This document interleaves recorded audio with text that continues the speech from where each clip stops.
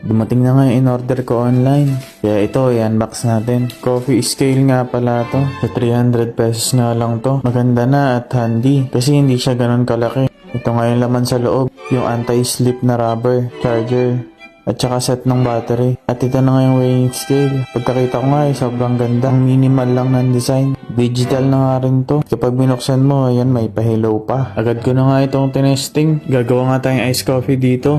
Pero mag-iimbento lang ako. Nakita kasi ako nata de coco sa pantry. Pati na rin ng marshmallow. Ang una ko ang ginawa, inilagyan ko ng 150 ml na fresh milk. Pagkatapos ay binuksan ko tong nata de coco. Hindi ko nga alam kung coffee flavor ba to. Kasi kulay black. Pero masarap to at matamis. Kaya bagay siya sa coffee. Pagkatapos ay nilagyan ko na rin ng ice. 200 ml nga nilagay ko dito. Pagkatapos ay itong cold brew. Dahan-dahan ko lang to nilagay. Tapos nilagyan ko ng foam sa taas. Wala nga akong torch.